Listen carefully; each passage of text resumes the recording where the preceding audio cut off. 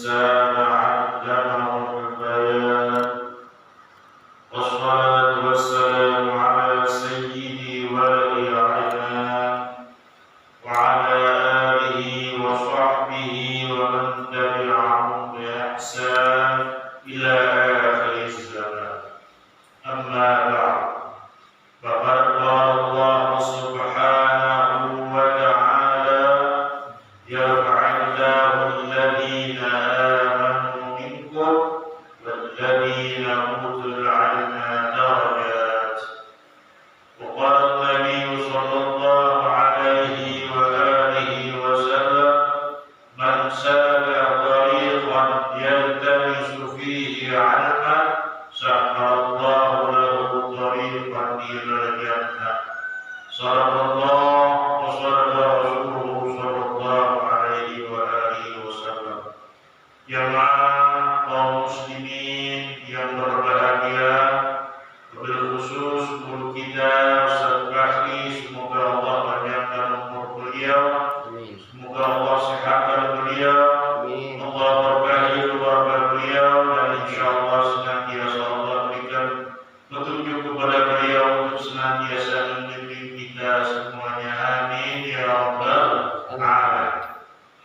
Jamaah kaum muslimin yang berbahagia, hari ini alhamdulillah kita bersyukur kepada Allah bahwa hari ini kita masih diberikan kesehatan, kesempatan untuk sama-sama melaksanakan kewajiban kita, yaitu sholat subuh secara berjamaah.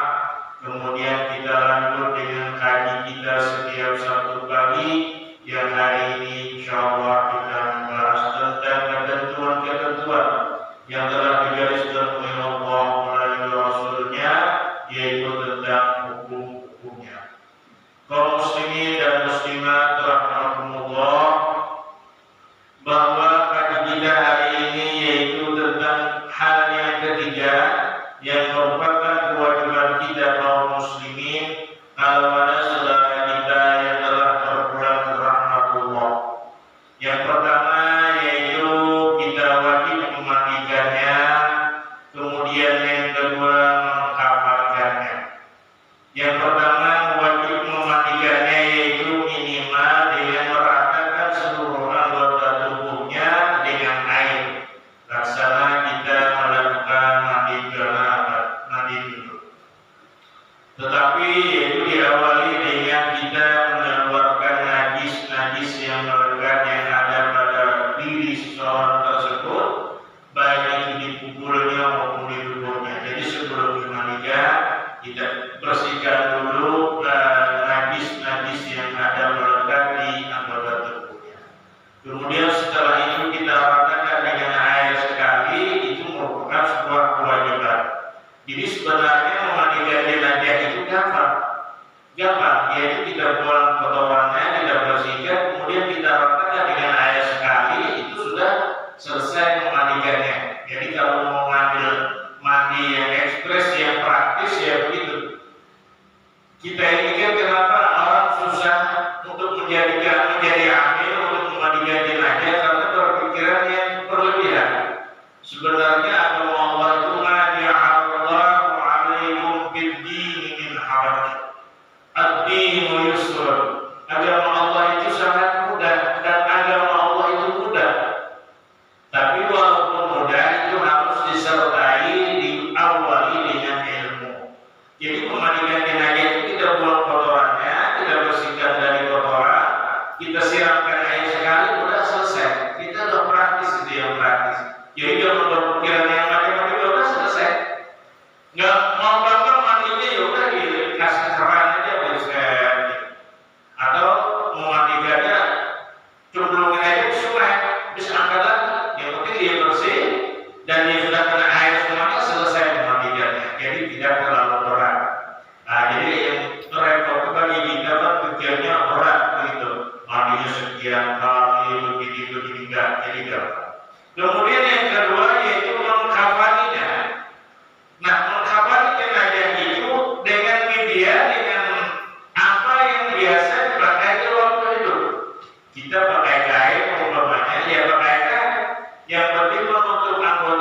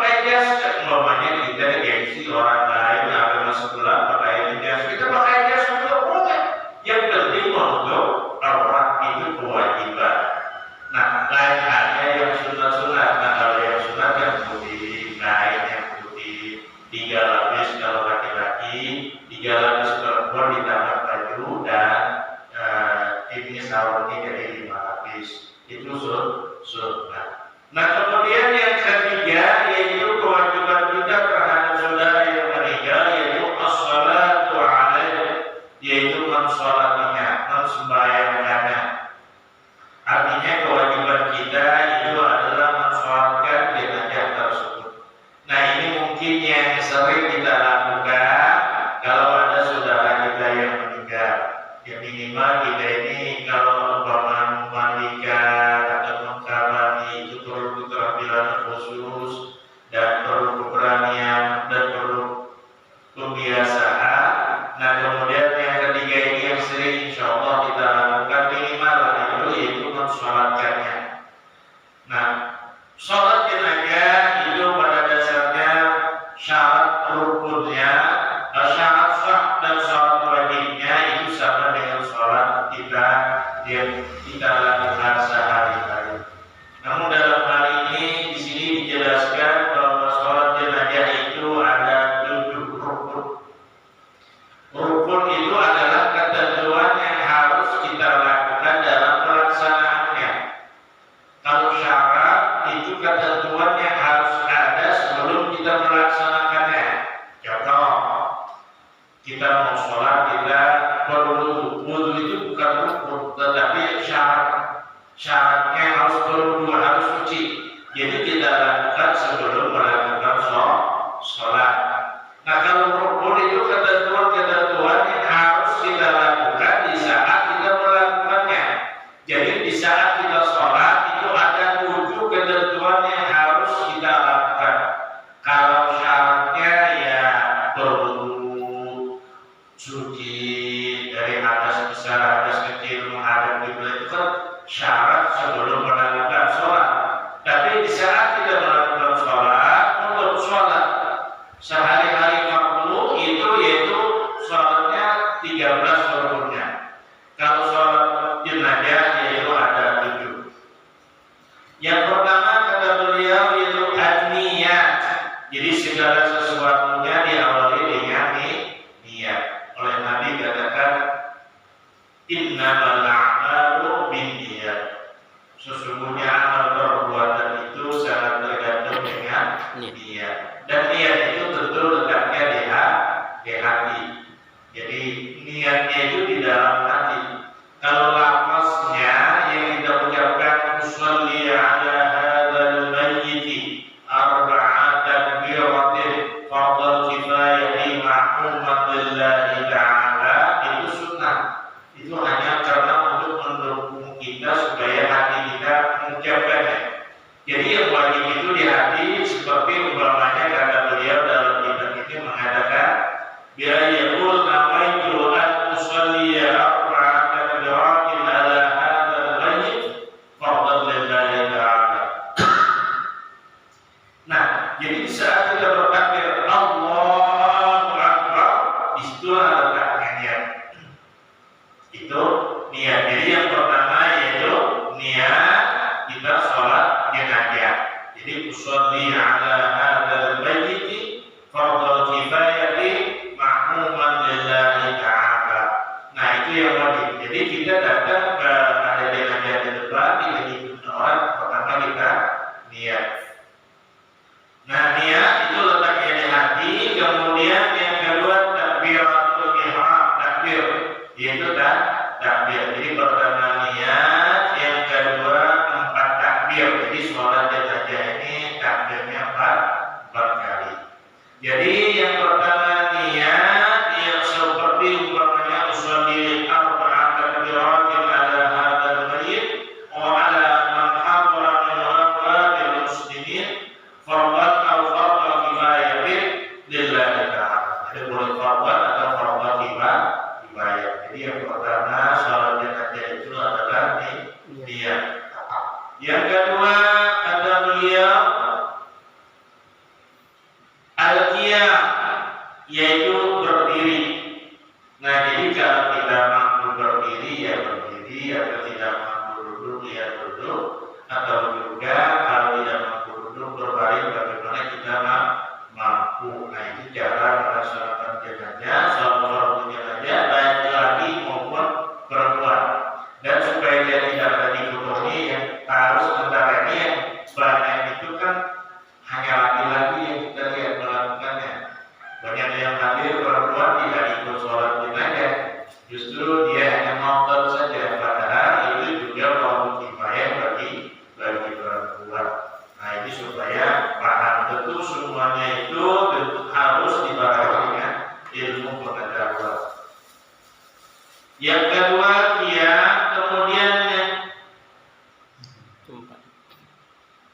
Yang kedua qiyam dan takbirnya 4 kali. Jadi takbir 4 kali kata beliau. Pertama niat, yang kedua berdiri, yang ketiga takbir sebanyak 4 kali dengan takbiratul ihram termasuk takbir ihramnya. Takbir ihram itu artinya di saat kita mengucapkan Allahu Akbar, maka ihram itu segala yang lainnya sudah haram kita lakukan, yang tadinya boleh kita lakukan sebelum kita bertakbir. Jadi sebelum takbir kita boleh ngomong, tadinya kita boleh makan, boleh minum, tapi begitu takbiratul ihram Allahu Akbar, maka yang tadinya boleh sekarang tidak boleh kita lakukan. Oleh karena itu dinamakan takbiratul ihram.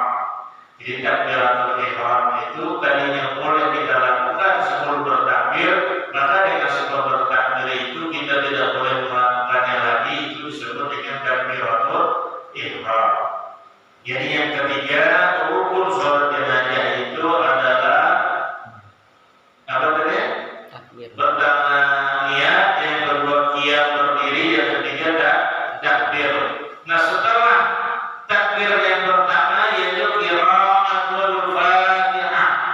Jadi setelah takbir Allahu Akbar yang pertama yaitu kita membaca surah Al-Fatihah. Alhamdulillahirrahmanirrahim.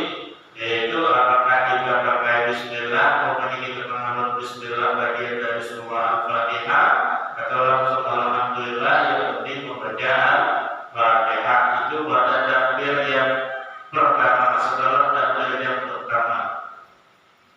Kemudian yang selanjutnya yang keempat as-salatu ala nabi, yaitu membaca sholawat kepada Nabi sallallahu alaihi wasallam. Aqdalnya setelah takbir yang kedua, wa aqalluha dan minimalnya Allahumma sholli ala sayyidina Muhammad. Jadi setelah takbir yang kedua yaitu kita wajib membaca sholawat. Nah, sholawat di sini minimal sallallahu ala Muhammad, Allahumma sholli ala Muhammad. Itu minimal. Atau yang biasanya itu yang sempurna yaitu sholawat Ibrahimiyah, sholawat yang kita baca waktu tasyahud akhir, sholawat Ibrahimiyah. Allahumma sholli ala sayyidina Muhammad wa ala ali sayyidina Muhammad kama shallaita ala sayyidina Ibrahim wa ala ali sayyidina Ibrahim wa barik ala sayyidina Muhammad wa ala ali sayyidina Muhammad kama barakta ala sayyidina Ibrahim wa ala ali sayyidina Ibrahim fil alamin innaka Hamidum Majid. Nah, itu yang sempurna. Atau sholawat yang lain. Jadi tidak menutup kemungkinan sholawat yang lain. Jadi itu yang lebih sempurna. Seperti umpamanya sholawat yang biasa dibaca umur kita seperti Allahumma sholli ala sayyidina Muhammadin tibbil qulubi wa dawaiha wa afiyatil abdan wa shifaiha wa nuril absar wa biyaiha wa ala alihi wa sahbihi wa barik wasallam. Yang penting setelah takbir yang kedua kita baca sholawat. Jadi dengan adanya pengetahuan ini kita tidak aneh, tidak asing kalau ada yang membaca sholawat yang lain. Umpamanya setelah takbir kedua dibaca sholawat yang tidak umum kita baca, yang penting sholawat. Kadang-kadang ada manusia yang kadang-kadang dia ingin berbeda dari orang lain. Kalau orang Arab bilang khalif tuhab, Anda bagus kalau ingin supaya dikenal orang, begitu baca sholawat jenazah, bacanya sholawat yang lain gitu. Allahumma sholli ala sayyidina Muhammad wa akhiril zalimin bil zalimin. Asalkan ada sholawatnya, apapun ujungnya itu boleh. Itu boleh. Artinya bagi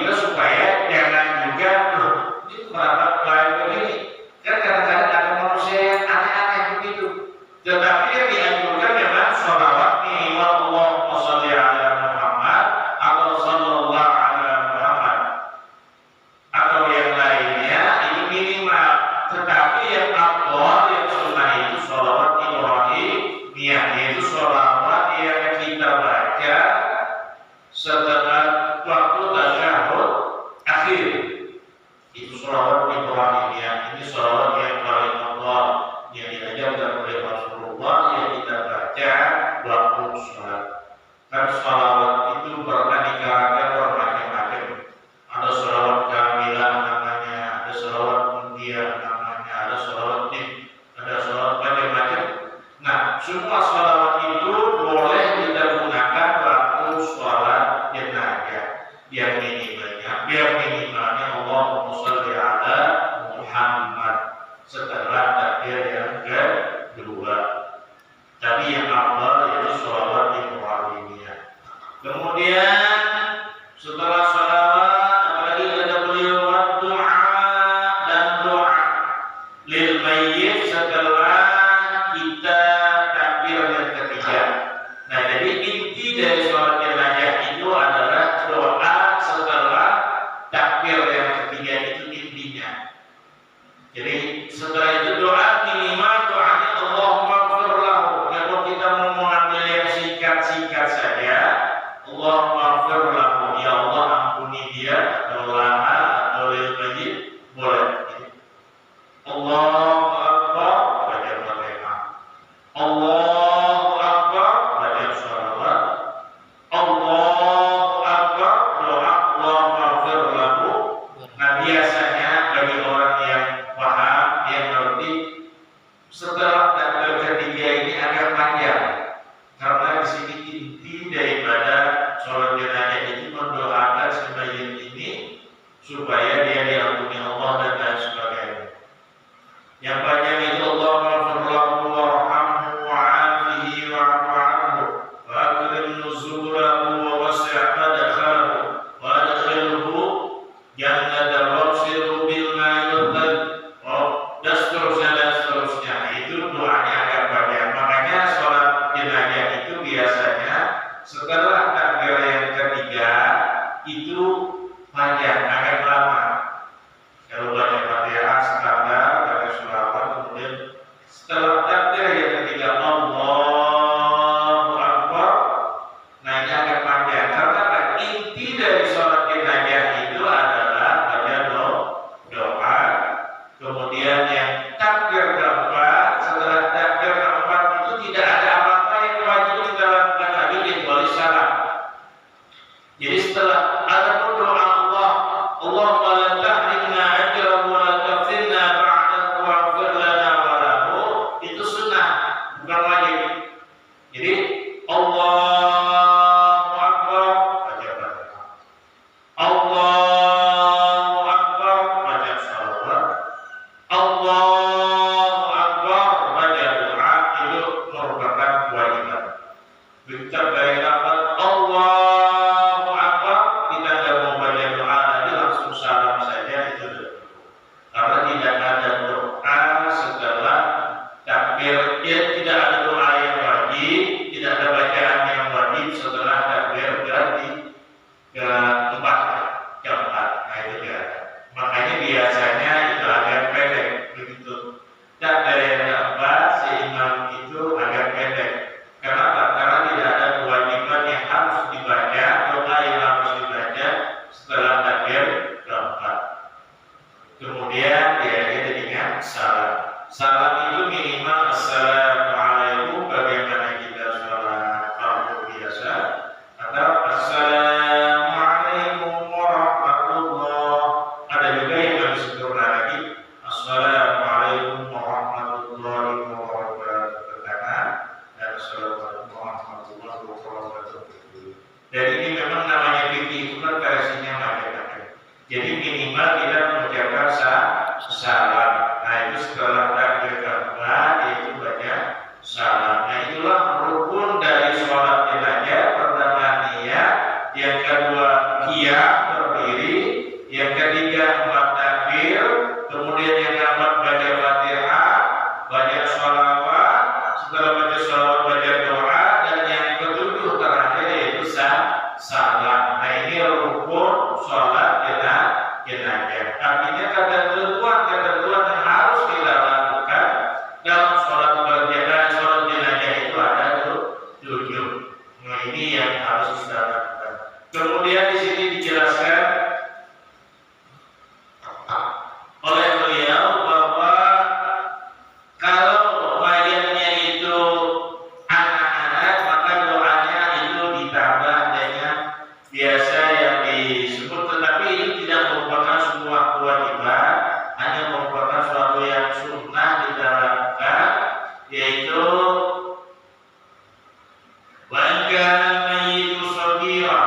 Jika seandainya yang meninggal itu anak-anak, yaqul ma'ad du'a'il awal, maka dia berdoa dengan yang pertama, kemudian dilanjutkan Allahumma ja'alhu fardan bi abawaihi wa salafan wa dhufran wa 'izzatan wa i'tibaran wa syafi'an wa takkil bihi mawazinahuma wa abrik isra 'ala qulubihima wa la tahrimhuma ajrahu wa la taqtimhuma ba'da waghfir lana wa lahum wa lahum akhbar jami'al muslimin.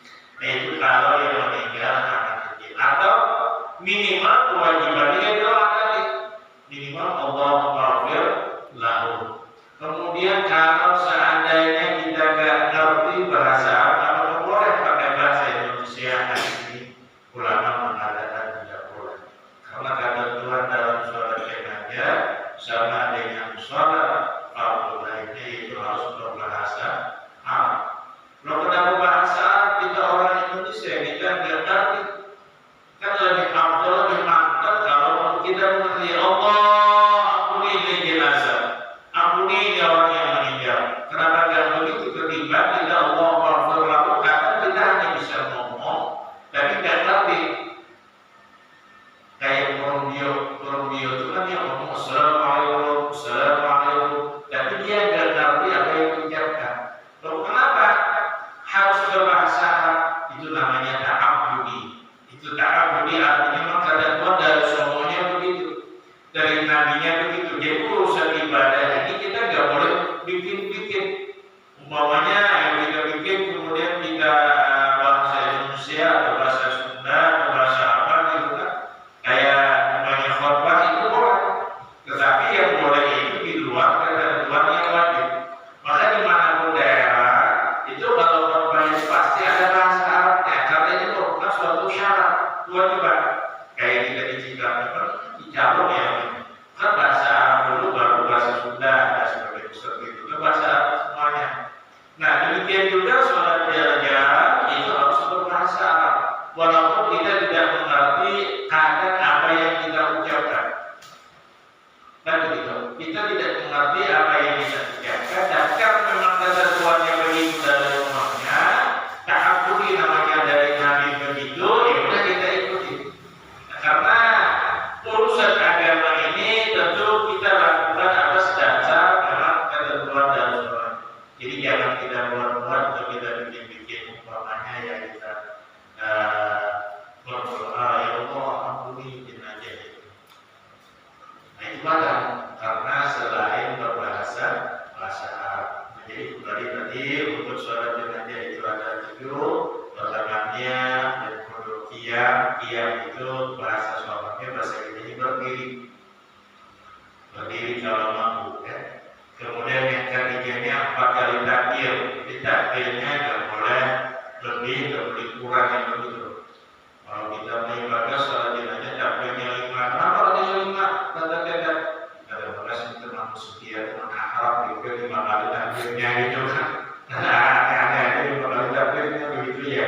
Walaupun tentunya harus 4. Apalagi sholat jenazah kita sejadah Pak, pakai rukuk dan sujud. Nah, kata orang cuma takbir kok pakai rukuk, langsung dia rumah baik itu biasa kamu berdoa menyebutnya berapa jadi sholat sih pakai ya enggak. Jadi ketentuan agama ini dalam sholatnya begitu ya kita lakukan seperti itu. Jangan melebihi, jangan mengurang. Atau dalam bahasa kawan-kawan kita yang sedikit ekstrim itu namanya bid'ah. Menurut kita ini letaknya bid'ah itu mengada-ngada apa yang dari Nabi tidak ada kita lakukan, itu namanya bid'ah. Tetapi bid'ah yang kadang sering yang kita pahami itu kan kalau berbeda pendapat bid'ah harus begini-begini. Tapi di kita juga ada ulama, ada ustaz yang membolehkan kalau memang itu masih ketentuannya wajar. Nah banyak sekarang ini umpamanya setelah meninggal ada tahlilan, kita kan begitu. Ada yang semangat, kalau di sini ada talqin nggak seperti jenazah itu. Ada, itu juga ada. Memang itu hal yang berbeda pendapat. Nah maunya kita ada, saya sering sekali mengajukan itu supaya diinventarisir Ustaz. Itu mana perbedaan antara kita dengan kelompok yang itu diinventarisir dan kemudian diajarkan ke sekolah minimal di aliyah adalah perbandingan mazhab atau apakah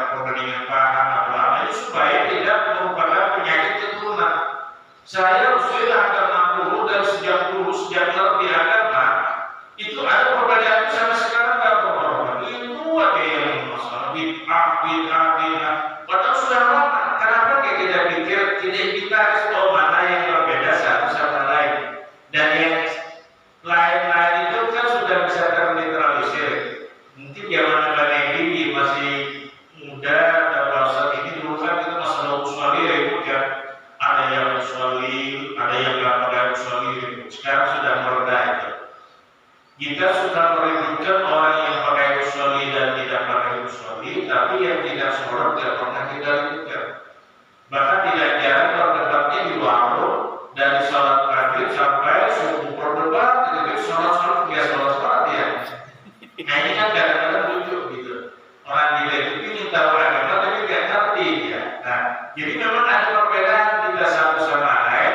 Imamnya aja ada 4 imam yang tertulis saja yang kita dengar sampai sekarang pun ada 4, ada Hanafi, ada Maliki, ada Syafi'i, ada Hambali.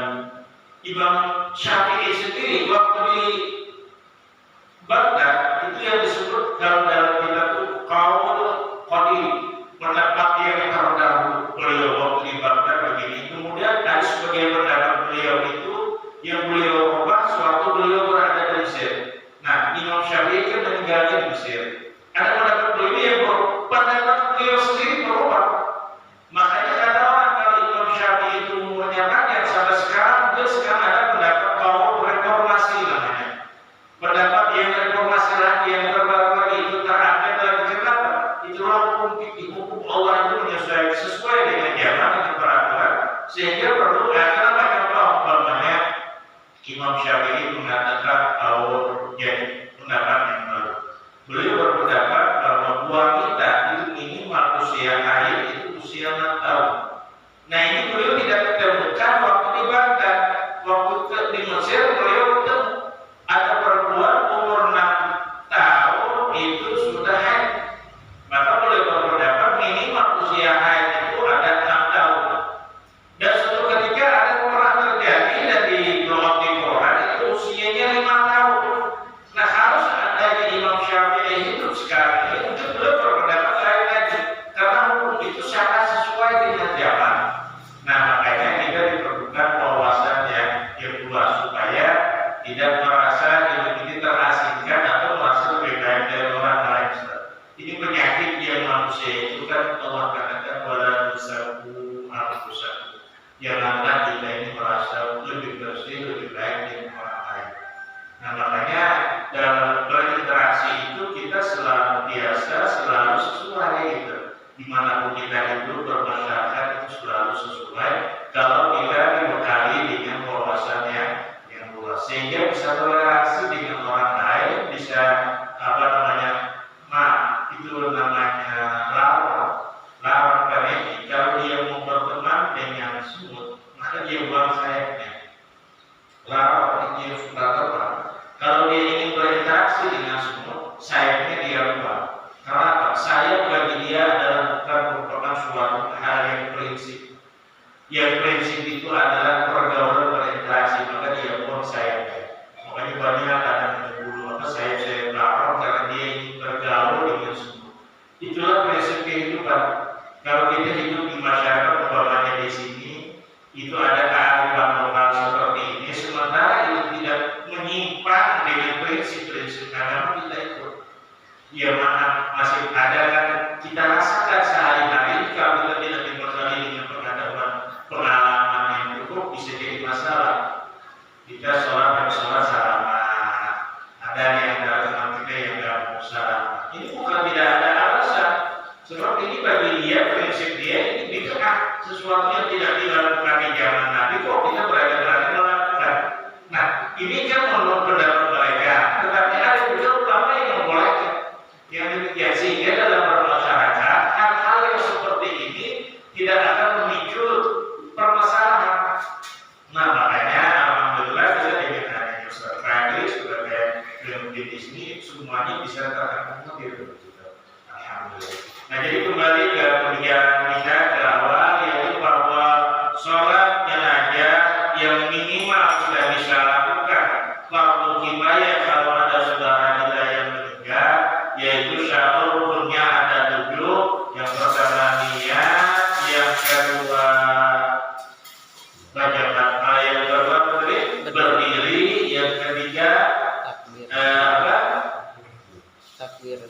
takbir ya. Ini maaf kadang-kadang kondisi begini itu suka nyambut dengan pikiran itu nyambut. Jadi kalau ada berpisah ya repot. Jadi pertama niat, kedua niat, ketiga takbir, keempat kali takbir, baca sholawat, baca Fatihah, baca sholawat, baca doa dan salam. Nah itu minimal yang kita lakukan di saat kita mau melakukan sholat jenazah. Nah, kemudian dilanjutkan lagi di sini bagaimana posisi jenazahnya di saat kita melakukan sholat jenazah.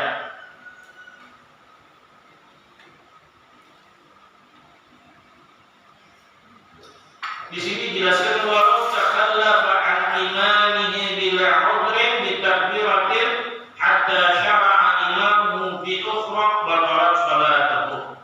Kalau dia kadang-kadang suka kayak anak-anak terkadang itu mau sholat jenazah, kemudian imam sudah melakukan sholat jenazah, dia berjaga dan orang sudah takbir yang kedua imamnya, maka itu tidak boleh lagi. Lain halnya kalau kita imam takbir, kita belakang datang, kita takbir, kemudian belum sempat baca Fatihah, maka kita ngikutin imam takbir. Masbuk namanya. Boleh kalau kita terlambat. Jadi kita tidak usah baca Fatihah. Ini supaya pengetahuan luar kita ketika kita datang, dan kalau kita sendirian kadang kita ada grogi dengan orang banyak, kemudian kiai ustaz, kita menganggap diri kita orang biasa-biasa saja.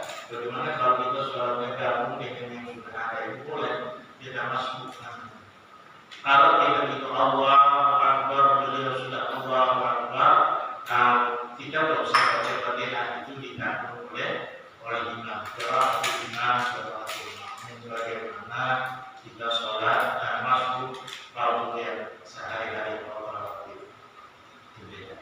Jadi dalam hal ini kalau kita biasa terkadang dulu kan ngobrol itu imam sudah masuk rakaat kedua, nah itu sholat salah hukum, sebaiknya kita bikin sholat sendiri.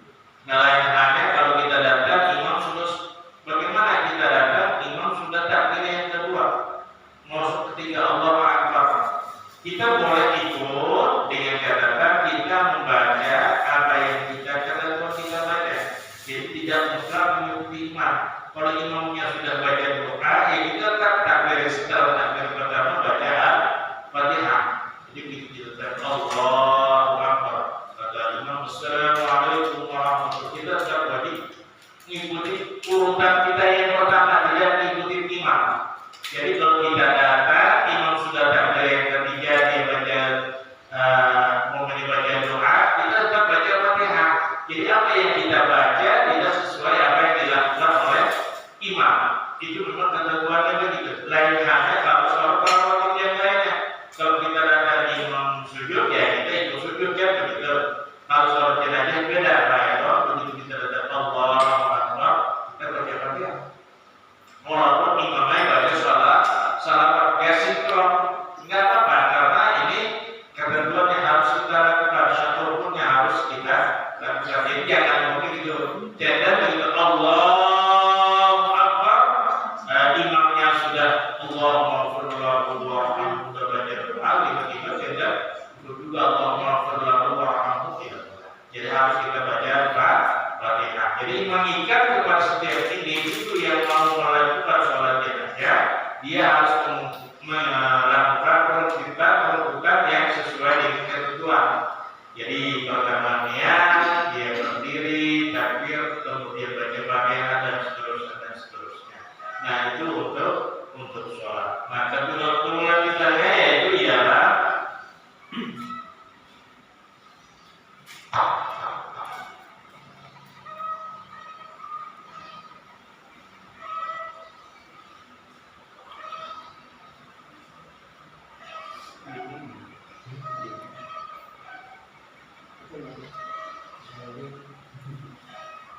menggigil.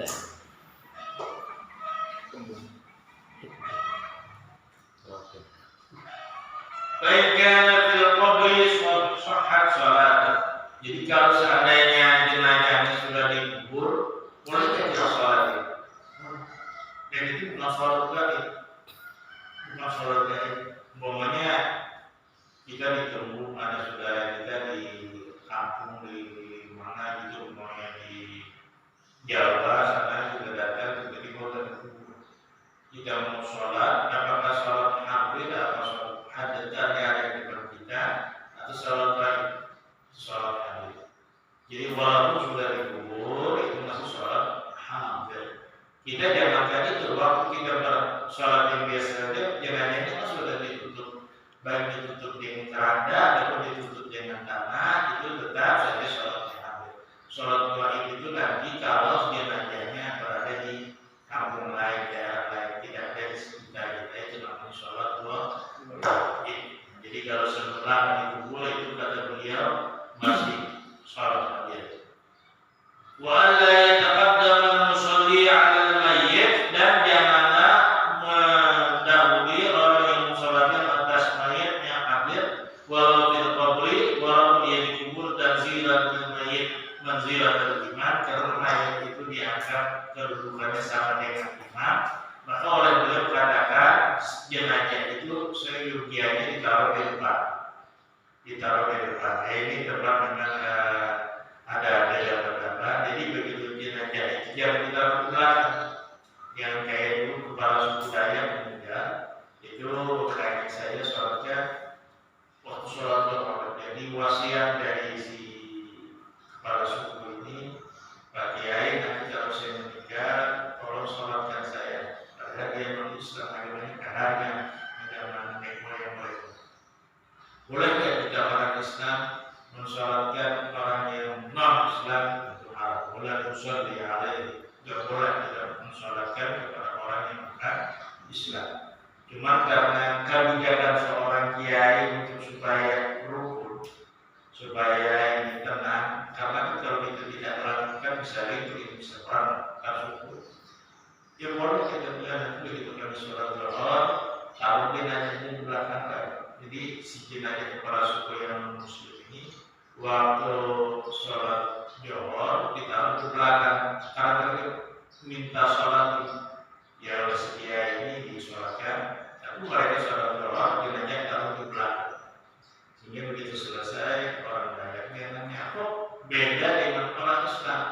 Kata dia, kalau orang Islam udah tahu jalannya, jadi di jalan sendiri. Nah karena tidak orang Islam dan dia sekali guide-nya di depan, diberikannya gitu. Kata orang pakai seperti itu, kalau dia Islam nggak susah harus tahu itu cara udah tahu ya.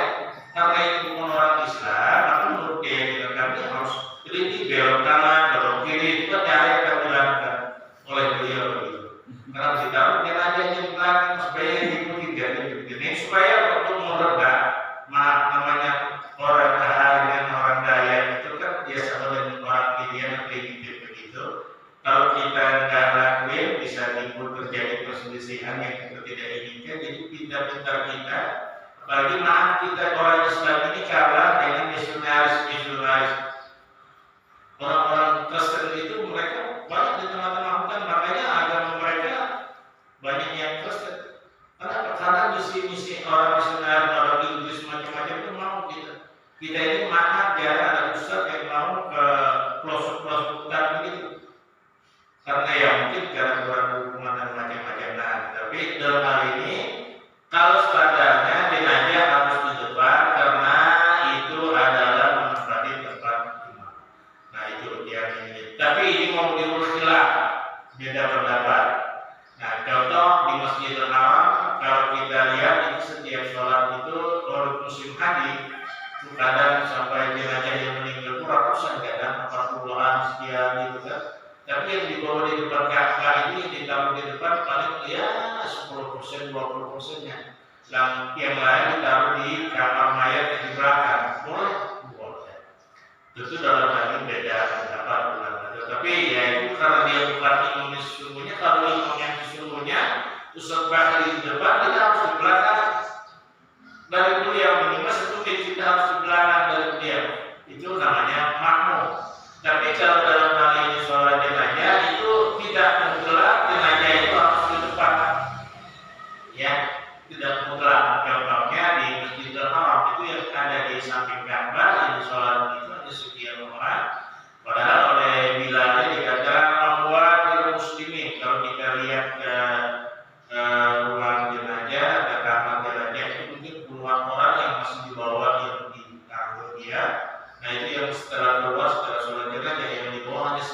sholat. Ya, sehingga ya, ini menunjukkan bahwa di situ ada perbedaan. Kalau kita di kampung bikin haji cuma 1 2, kalau di belakang itu sudah keluar menjadi tenaga angkat itu. Nah, kemudian dijelaskan di sini kalau yang meninggal itu laki-laki, maka kepalanya ada di sebelah kiri imam. Nah, itu ada perbedaan. Jadi kalau jenazahnya laki-laki, kepalanya di sebelah kiri imam. Artinya gimana? Kalau laki-laki kepalanya sebelah sini. Nah, kalau gitu di sini saya belum menemukan secara tertulis kitabnya, tetapi mereka lakukan ya gitu aja. Kita rata-rata gak laki dan perempuan kepalanya di kanan kan. Padahal kalau di sini oleh beliau katakan itu kepala laki-laki itu sebelah kiri, kan? Kepalanya sebelah kiri, kalau perempuan baru sebelah kanan. Nah, ini ada perbedaan. Jadi ini supaya kita ada pengetahuan, jadi supaya nggak aneh, nggak asing gitu. Oh, tiba-tiba ditaruh kepala itu sebelah kiri, padahal itu yang benar menurut kita, gitu kan, pendapat ulama yang kabar, kebanyakan ulama begitu, itu yang benar. Nah, kepala laki-laki di sebelah kiri, kepala perempuan di sebelah kanan. Posisi kita itu ada di ininya di pundak, kalau laki-laki, kalau perempuan di pinggul. Nah, jadi kalau ini perempuan, posisi kepalanya sebelah kanan, posisi kita mungkin 3/4 badannya di pinggul. Nah, sebelah sini kalau laki-laki sebelah kiri kita dikasih. Nah, itu ketentuannya. Tapi baik di Jakarta maupun di sini, beberapa orang kiai saya tanya juga dia katakan, udah kebiasaan itu dari pulang-pulang kita dulu. Nah, jadi kan kita ini kadang-kadang kalau apa yang kita tahu dengan apa yang sudah dilakukan orang dulu. Kepalanya sebelah kanan dan kalau laki-laki sebelah kiri. Bahkan ada suatu ketika kami ada safari damas di Kalimantan bahwa seorang nabi ada seorang meninggal kemudian putar kepalanya di kanan karena kebiasaan. Padahal orang sana kepalanya kalau orang laki sebelah kiri, kalau perempuan sebelah kanan. Cuma mengingatkan biarkan aja itu kan kalau kepala itu di keranda itu biasanya dikasih sobat yang sini. Itu kita tahu. Pasti sebelahnya kan sebelah kanan terus. Nah, kalau kita angkat sebelah kiri aja diputar. Padahal yang benar menurut kitab itu kepala orang laki sebelah kiri. Artinya kalau ada orang melakukan ini kita tahu, oh itu ada dasarnya. Supaya ini apa? Orang yang banyak pengetahuannya itu tidak banyak ingkarnya sama orang, tidak banyak apa namanya komplainnya. Kalau dia banyak punya pengetahuan dan wawasan, maka dia tidak banyak komplain karena apa? Dia akan toleransi mengungkap ini. Kalau kita ini tahunya segitu aja, kita kira yang benar itu hanya begitu kan, sehingga apa yang dilakukan orang lain tidak benar. Nah, sehingga kita dengan gambarnya menuduhnya bahwa itu salah. Nah, ini yang harus kita pahami juga. Nah, itu di sini dijelaskan tadi oleh beliau kalau yang meninggal di jenazahnya laki-laki, wa antu jarak sulbadal an yasaril imam, kepala orang laki-lakinya kalau jenazah di sebelah kiri imam, wa yaqimul imam qariban min ra'si, dan si imam berdiri dekat kepalanya, wa sul unsa an yamini, perempuan di sebelah kanan, wa yaqifu 'inda ajziha, dan dia berdiri si imam itu di dekat pinggulnya. Nah, ini penjelasan tentang yang ketiga yang kita wajib lakukan secara kifayah tentang kewajiban kita, yaitu sholat jenazah. Jadi pertama memandikan, yang kedua mengkabari, yang ketiga sholat. Nah, ini secara teori saya kira sudah cukup betul. Insya Allah mudah-mudahan karena sekali pertemuan lagi kita tidak akan praktik, mudah-mudahan di bulan Maulid sudah kita bisa praktik bagaimana cara penyelenggaraan jenazah ini supaya kita minimal punya pengetahuan. Kalau suatu ketika nanti ada keluarga kita, saudara kita yang meninggal, ya kita sebagai penghormatan terakhir kepada saudara kita itu adalah kita sendiri yang melakukannya. Kalau kita sebagai suami boleh tidak menikah dengan istri dari anak perempuan. Kalau menurut dia suami si istri boleh menikahnya, boleh, tidak harus. tidak masuk harus ini boleh. Tapi lebih baik kita yang sendiri melakukannya. Kenapa? Karena di saat orang yang sudah meninggal itu kadang Allah akan ada yang Allah perlihatkan yang tidak sewaktu dia hidup.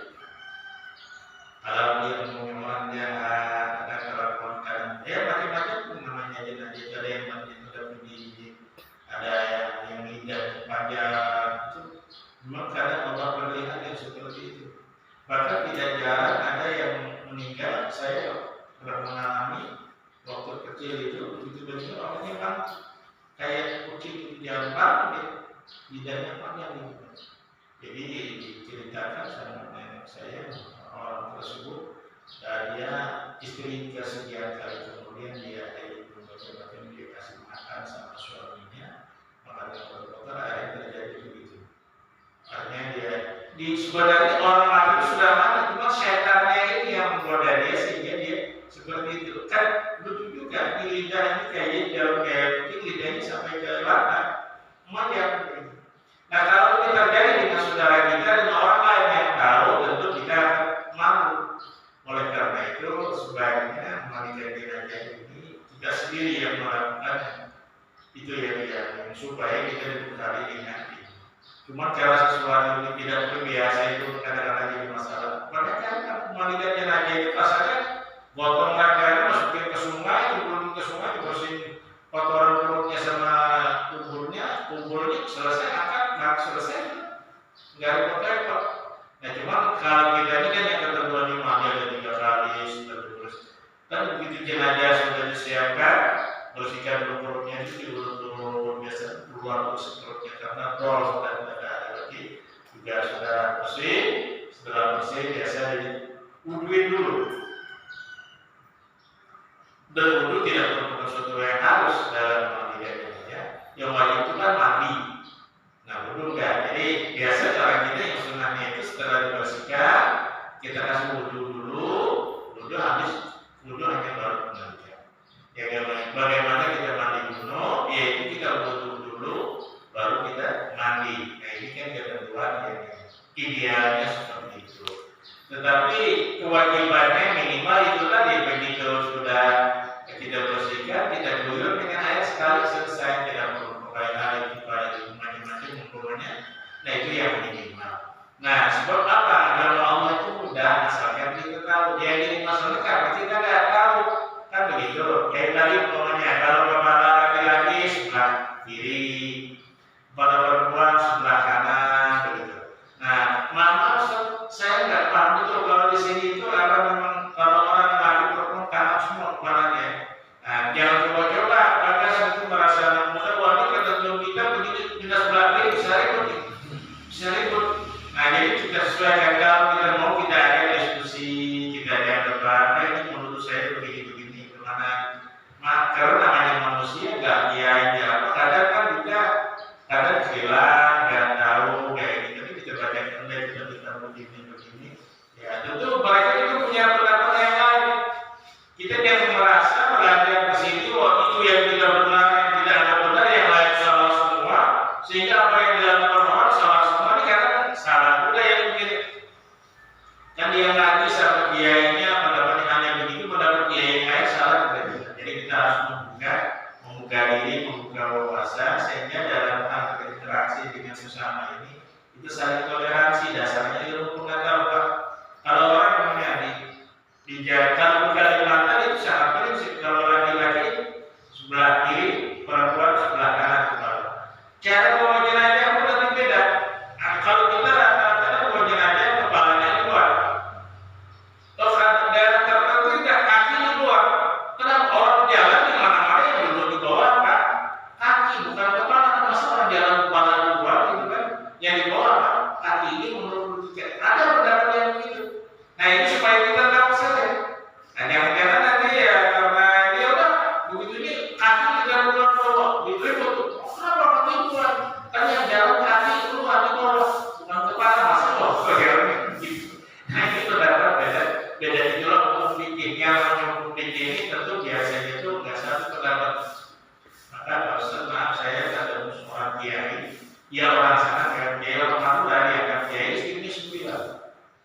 Pada istrinya 9, makanya dia masalah pun istrinya 9. Nah kita kan ingin tahu karena dia kiai juga orang sana panggil, kita tanya, jadi mungkin kalau ini agak kenal, kalau sampai istrinya 9. Nah sementara kan boleh cuma harus berbilang apa? Nabi berkasihnya 1. 9 mungkin saya suatu. Kan Nabi itu secara ini meninggal sejak Khadijah 9 yang dikumpulin Nabi. Nabi berapa istrinya? 9. Saya 9 ikutin Nabi katanya. Ikutin Nabi. Jadi Pak Eko ingin Nabi istri 9. Dasarnya apa? Adalah pada umma minan nisa limafna wa thulatha wa ruba'. Al-Quran berkata dalam surah An-Nisa, kawinilah perempuan itu 2 dan 3 dan 4. 2 dan 3 dan 4 berapa jumlahnya? 9. Jadi beliau mengambil tafsir paham 2 itu 2. Kalau ada jalan ada orang 2 orang berjalan, bagus dan tenda 2 orang sedang. Pak Bobi, Pak Edi, Pak Eko, ada orang terjauh 5. Jadi dari itu dalam Al-Quran artinya plus tambah. Jadi Fatihumma Tobalakum, nikahilah perempuan yang berusia 2 dan 3 dan 4, jumlahnya 9. Jadi siapa yang mengatakan bahwa perempuan itu 4? Ini Al-Quran kata beliau. Tapi Al-Quran menurut tafsir pemahaman beliau. Ya itu kita hargai. Ada beberapa itu, ada Allah ini mengatakan begitu. Kalau imam-imam yang muktabar itu kan di sini ikhtiar, boleh pilih, boleh 2, boleh 3, boleh 4, itu terjemahannya. Nah kalau beliau tidak 2 dan 3 dan 4, artinya 9. Artinya dalam apa? Dia punya melakukan itu ada dasarnya. Nah sehingga dalam kehidupan kita bisa memberi kesempatan, memberi ruang kepada orang lain kalau memang beda pendapat, sehingga supaya kita jangan merasa pendapat kita lah yang paling benar. Jadi itu ditegur dalam Al-Quran, wala tuzaku anfusakum, jangan kamu merasa paling benar, merasa paling bersih, tapi dengan catatan ada ilmunya. Kalau nggak ada ilmunya, jangan. Kalau cuma bikin-bikin sendiri, jangan merasa ikutin. Nah, ya, istri 9. Padahal memang mengatakan yang khusus ya, itu karena memang khusus buat Nabi. Nah, jadi mudah-mudahan kali kita yang kali ini yang ada peraturan ini, saya sendiri menyadari kadang-kadang tidak beruntung dan ini tidak ada koneksi antara lidah, otak dan perasaan itu, walaupun sudah dipengaruhi oleh kita, itu kadang-kadang tidak sesuai. Nah ini memang salah satu akibat dari penyakit yang kita derita, itu memaafkan, dan itulah yang kira-kira kesempatan ini yang bisa kita sampaikan. Dan kalau mungkinnya mohon maaf dengan segala kekurangannya, maka ini semua kita kembalikan kepada Ustaz Fahri sebagai pengalu. Wabillahi taufiq wal hidayah. Assalamualaikum warahmatullahi wabarakatuh. Waalaikumsalam warahmatullahi wabarakatuh.